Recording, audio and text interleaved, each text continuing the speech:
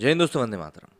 आप मतलब कुछ एक शख्सियत हमारे देश में अब ऐसी बन चुकी हैं जो कि पहले तो अपनी कला को लेकर काफ़ी ज़्यादा मानी जाते थे, लेकिन आज की डेट में अपने सिर्फ और सिर्फ विवादास्पद बयानों को लेकर माने जाते हैं।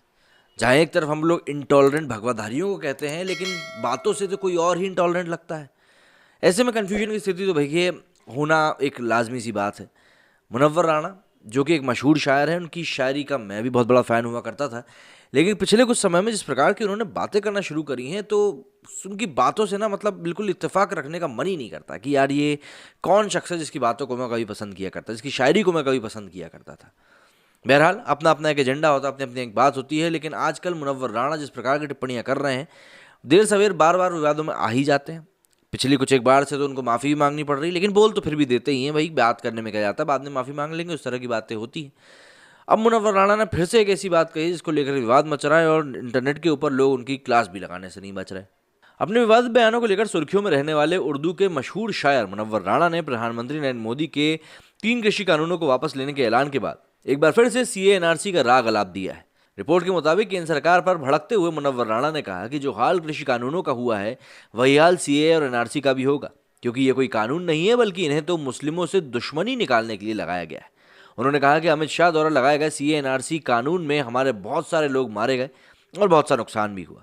कृषि कानूनों की वापसी के सवाल पर राणा ने कहा कि मैं इस फैसले से बेहद खुश हूं और मैं पीएम मोदी का बहुत बहुत धन्यवाद भी देता हूं।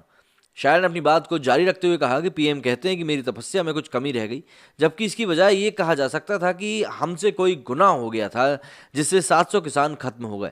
दूसरे देशों की बात करें तो वहां पर उनको फांसी दे दी जाती अगर ऐसा होता तो।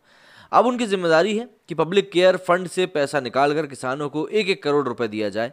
शायर ने यह भी कहा कि यह काम तो जिन्ना का था कि उसने देश के 2 टुकड़े करवा दिए और अपना काम जोड़ना है ना कि तोड़ना है। इसी क्रम में राणा ने सीएम योगी आदित्यनाथ पर भी हमला किया। उन्होंने कहा कि योगी कहते हैं कि हमारे यहाँ एक भी दंगा नहीं हुआ, हम भी यही कहते हैं कि अब यहाँ दंगा नहीं होता बल्कि सीधे कत्लेआम होता है। बता दें कि इसी साल अगस्त में विवादित शायर महर्षि वाल्मीकि से तालिबान की तुलना करके बुरा फंसे थे। मध्य प्रदेश के गुना में उनके खिलाफ केस दर्ज किया गया था।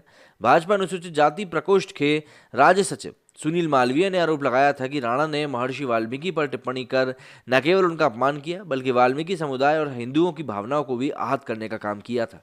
मतलब ये जो भाई साहब इसे 1-1 करोड़ रुपए देने की बात कर रहे हैं, पब्लिक वेलफेयर फंड और पता नहीं कौन कौन से फंड से 1 करोड़ रुपए देने की बात कर रहे हैं भाई साहब, तो इनका ये कहना है कि पैसा दे दिया जाए। अब एज अ टैक्स पेयर मेरा दिमाग खराब क्यों नहीं होगा, ये चीज़ मुझे समझ में नहीं आती। मुनव्वर राणा ने जो कहा है वो तो बात अलग ही थी।